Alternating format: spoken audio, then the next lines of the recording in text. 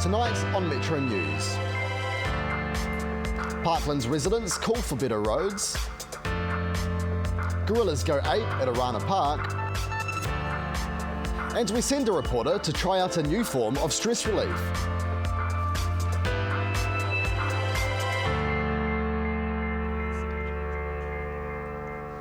Kia ora, good evening. Welcome to your local news bulletin brought to you by the students of the New Zealand Broadcasting School. First up tonight, Parkland's residents are demanding their roads be fixed before work starts on major redevelopments. Mitchell Alexander's been covering this story and joins us now live. Mitchell. Well, the plans are quite exciting for the area. Shirley Boys and Avonside Girls are both going to be there, and of course the new Sport and Recreation Centre. However, the roads still aren't up to scratch 5 years on from the quakes, and just about everyone has had enough. Beach roads are work in progress. Locals putting up with this for 3 years. The house will vibrate and the house will shake, and it actually feels like there's another earthquake coming, so you actually get that adrenaline rush again. While Skirt says they'll be done by December, the local MP isn't convinced. They have obviously bitten off more than they can chew, so they're going to have to be with us for several months after the proposed end date. Local businesses are taking a hit from the poor roads too. We've dropped between 35 to 40% in turnover each week. The big picture for this east side community is they are on the brink of major building projects, with 2 schools relocating to the old QE2 grounds, along with a new sports facility. In all, $26 million is being spent on repairing roads and infrastructure. The schools, to open in 3 years, are costing at least $80 million, and $36.5 million going into the new Sport and Recreation Centre. But ahead of all that, locals are continuing to deal with this. Ascot Avenue sits parallel to the QE2 site and has been closed for up to a month. It's approximately 700 metres long, and for every metre there's either a pothole or a crack. Hazards for safe driving. The biggest concern is the roads need to support the building works ahead, and the local council is promising to keep the pressure on. I'm sorry, we're going to continue to push on the roads, and we know that that's one of the number one issues for people in the community. But with construction on the sports centre due to begin in October, it's clear the roads won't be ready in time.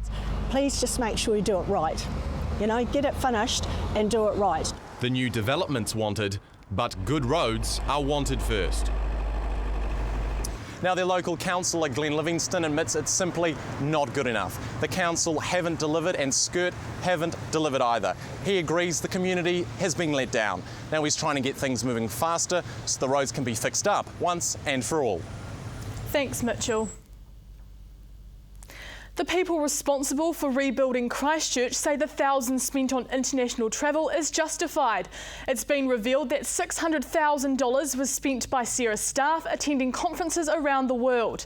Calvin Smith from the Greater Christchurch Group has defended the spending, saying it was educational and benefited the rebuild. The Botanic Gardens are one of the city's biggest attractions, with millions of visitors a year. But as I discovered, the council is hoping they'll be even more popular if they open them up at night as well. Even on a cold day, the Christchurch Botanic Gardens attract both locals and tourists. Whether it's a morning walk or a sightseeing trip, the gardens offer something for everyone. But at 6:30 every night, the gates are meant to close. However, that's about to change. At night time, you get this wonderful opportunity to turn it into something quite magical. The plan? To make the most of the gardens and permanently light them up at night. It's really about just bringing some more attention to what is regarded as sort of one of Christchurch's #1 visitor attractions. TripAdvisor.com rates the gardens as one of the must-see attractions in Christchurch. The idea was first suggested 10 years ago. One of those in favour, Vicky Buck. Most of us, I think, love the Botanic Gardens, and the fact that we can only use them during the light hours, this extends that. But safety has always been an issue. We close the Botanic Gardens at night because if there's no lights, you don't feel that they're safe. And there's a very good reason why.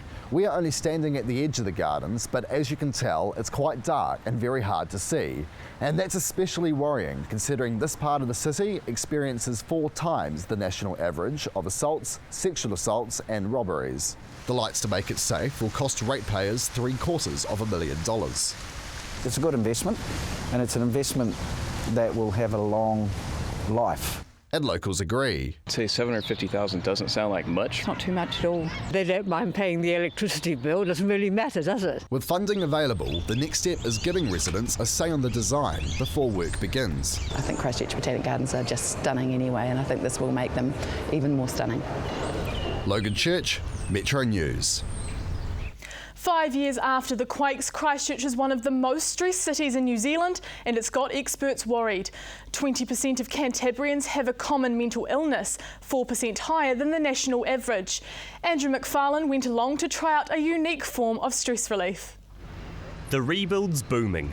Because of the quakes, there are new buildings going up, but so are the levels of stress in our city. It's tired, it's stressed, it's frustrated, but it's complex because it's the same time as having said that, it's optimistic, there's hope. It's also grieving for a lost Christchurch. We hit the streets to see how locals avoid getting down. Just relying on friends and other people that have gone through the same experience. Not doing the thing that makes me stressed, procrastinating, probably doing other things. Yeah, talking about it probably did help because everyone was going through the same thing, it wasn't just you. And the statistics back it up. Last year, 39% of Cantabrians said they were feeling stressed. So what are Christchurch people doing to deal with stress? Well, get ready because things are about to get weird.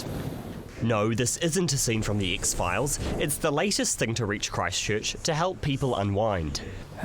So this is obviously the pod here. So people come in and they'll shower beforehand. So they use the showers and then they step into the pod. And then the pod starts, so they can leave the lid open, leave the roof open if they wanted to, or they pull it down. And enclose themselves in sensory deprivation therapy, floating in body temperature water that's 1/3 salt with no sound or light.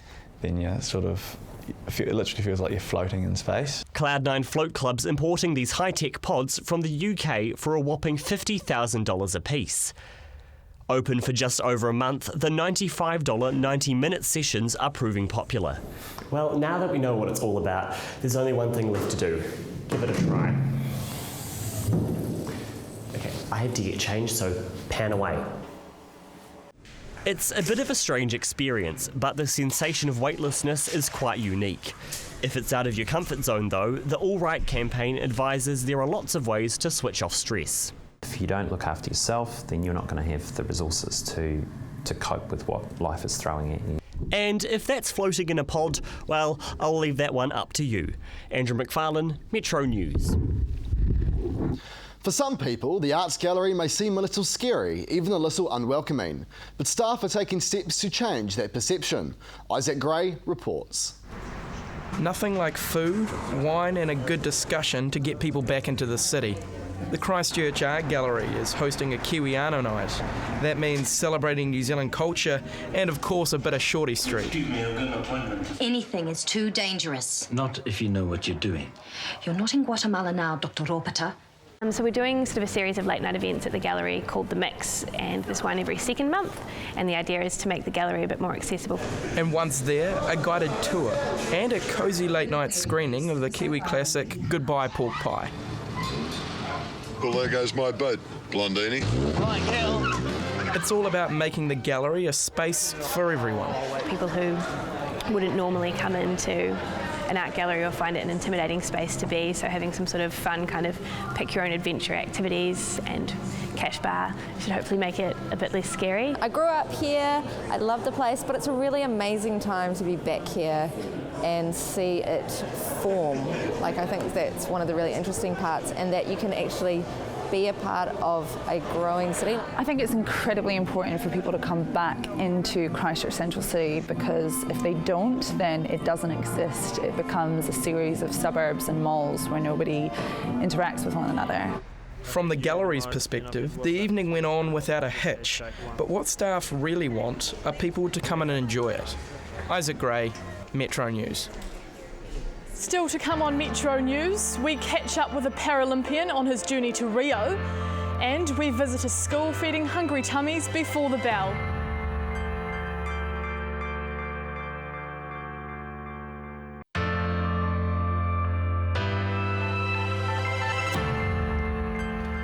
Welcome back. Thousands of Kiwi kids are going to school each day without eating. Nationwide groups provide 114,000 breakfasts for children each week. Here in Christchurch, St Bernadette School is involved, and as Hunter Calder reports, the children are so keen they're arriving before the bell. Just after 7:30, it's cold and wet out. But inside, a hive of activity. Breakfasts up at St Bernadette's Primary in Hey Hey. Everyone ready to pitch in. I'm serving the porridge and bleachers. My brother's serving toast and Weet-Bix and cornflakes. These kids know just how important it is to start the day well. You don't get energy and you'll be weak, weaker than a leaf. I think it's a good thing for little kids because it's important for us to get our breakfast, so it's like brain food. This club's been running 3 days a week for just a fortnight and is already proving popular. Since we started, the first day it was 12, second day was 52, and they all came in for breakfast. The school's new principal saw the need for a breakfast club. The cereal and milk supplied by the government-funded Kickstart program, with St Vincent de Paul and parents donating other food and time. But we're very glad to help the school if it's going to make a difference for the kids and all the families around here. Families feeling the impact of winter expenses, stretching budgets. It's just one of those meals that's just wiped out of the day. They can provide lunch, parents can provide lunch and a dinner, but breakfast kind of gets forgotten about. The club's encouraging kids to get to school early, and it's having an impact in the classroom too. The main thing is the focus. The children are in, ready and willing to learn from the start of the day. A good brekkie leading to less distractions. I think it's pretty cool because we don't get children coming up to the teachers anymore saying that they're hungry and they want something from their lunch. Based on this success, St Bernadette's is likely to seek funding for breakfast next term too. Hunter Calder, Metro News. Another organisation dedicated to providing meals for families is Bellyful. Stephanie Murphy went along to see what it's all about, and she joins us now live. Stephanie? This group's a little bit different to the many other organisations providing food. They help families, in fact around 1,100 Christchurch families, since they started up 4 years ago.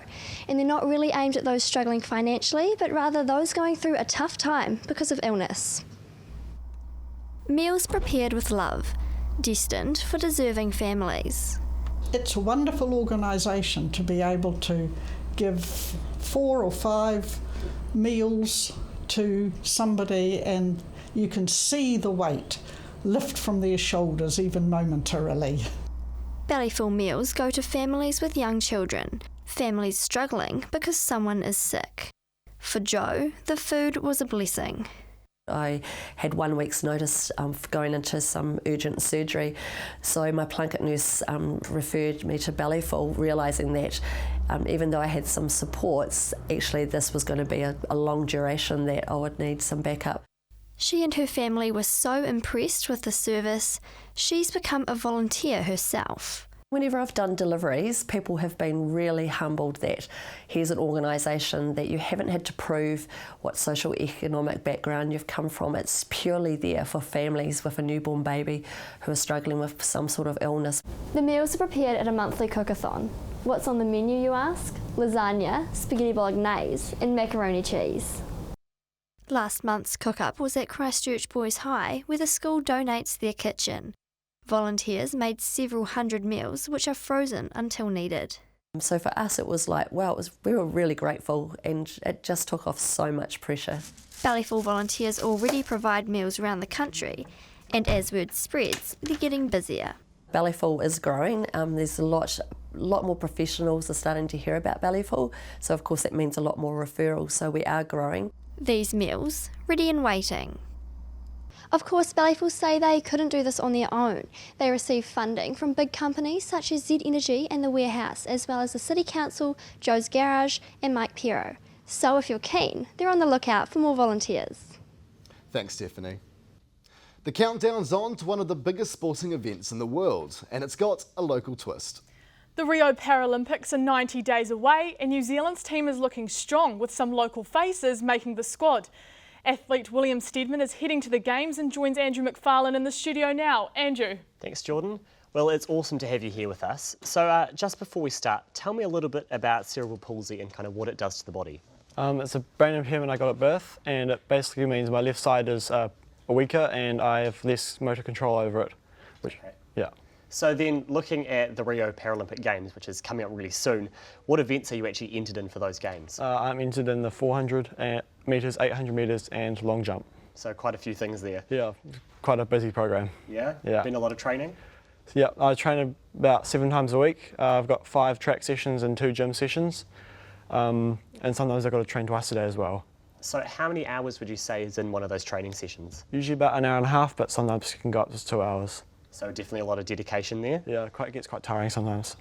And obviously you can't just go straight to Rio, you know, there's steps involved. So how did you get to where you are now? A few years ago I went to a para-athletics talent ID camp in Dunedin, and from there I got internationally classified last year, which was quite a big step because it changed my classification from T38 to T36, which means it was quite a bit easier for me to get the qualifying times for World Champs, which I went to in Doha last year, and since then I've been getting qualifying times for Rio.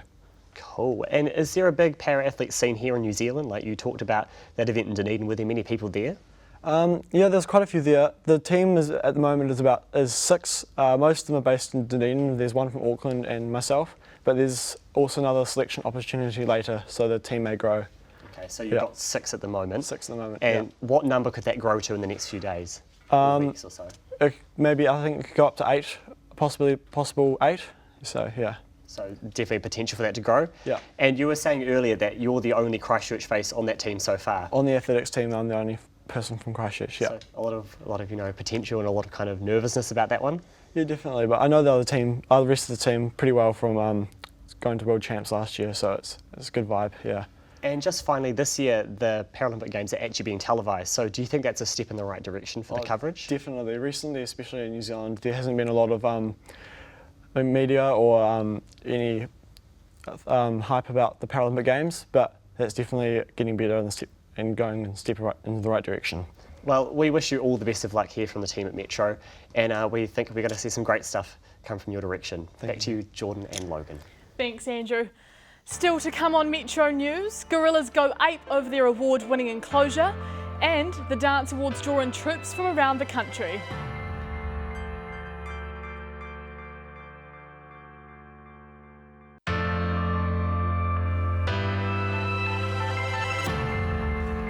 Welcome back. There were plenty of sequins, lycra and hairspray as Christchurch hosted the New Zealand Dance Awards. The competition's in its 4th year, and as Ben Mining Thompson reports, it's a growing success. Jumps, splits, kicks, twists and turns. This dance comp's brought together some of the best from around the country. We've got kids from Invercargill, Dunedin, Westport, up through Tauranga and Auckland. So we've got a vast array of competitors now starting to come to Christchurch. Among them, the finishing touches are going on for Auckland's Bays School of Dance. Hours, we train every week and heaps of work and effort. After months of hard work and training, it all comes down to this. The competition keeps growing, a bigger venue needed for this year's event. The weekend has seen more than 1,100 acts from more than 20 different dance schools around the country, bringing in judges from around the world.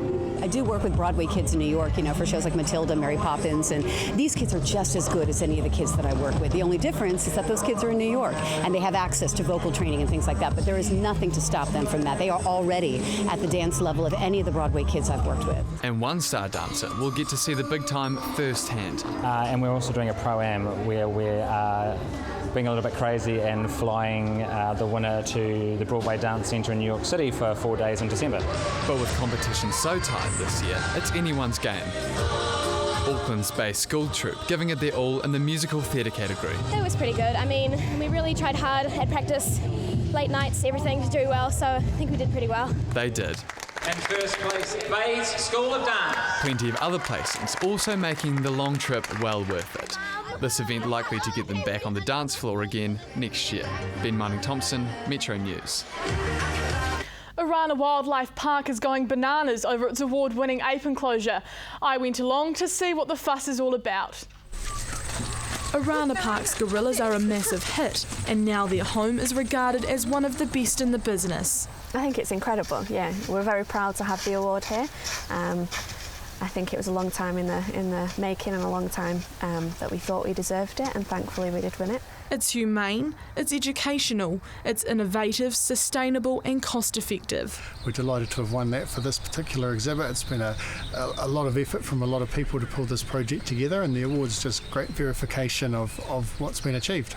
The Great Ape Centre opened about a year ago and provides a setting as close to the animals' natural environments as possible. As a keeper here and to work with the enclosure itself, pretty much everything that it needs we have, so it's perfect really.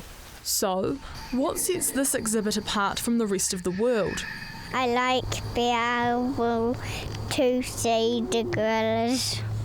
I think it's really cool with all the handprints of the gorillas and how tall you are and all that.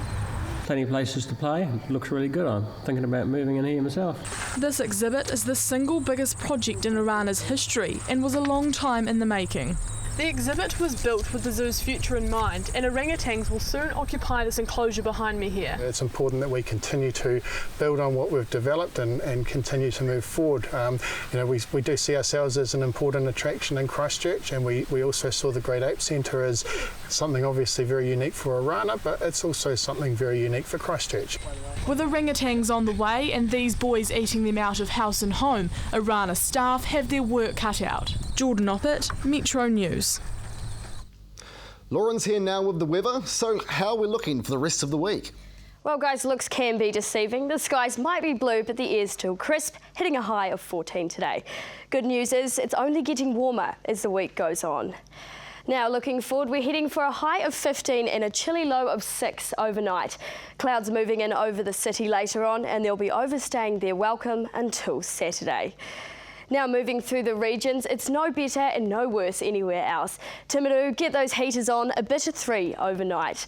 Ashburton and Twizel, you'll need an extra pair of socks soon, but only 1 pair will be needed during the day. But the further north we go, the warmer it gets. Kaikoura, once again the pick of the bunch with a cosy 18 coming your way. Oxford on a high of 16 and Hanmer on the road to a commendable 14. Keep your gloves on hand though, it's not summer yet. But if you're looking for another reason to get excited about the weekend, here it is. The sun's coming out all through the region on Saturday, so those raincoats can have a much deserved rest, and so can you. That's all for now. Back to you, Jordan and Logan. Thanks, Lauren. And that's Metro News for tonight. Join us again tomorrow night. I'm Logan Church. And I'm Jordan Oppett. Good night.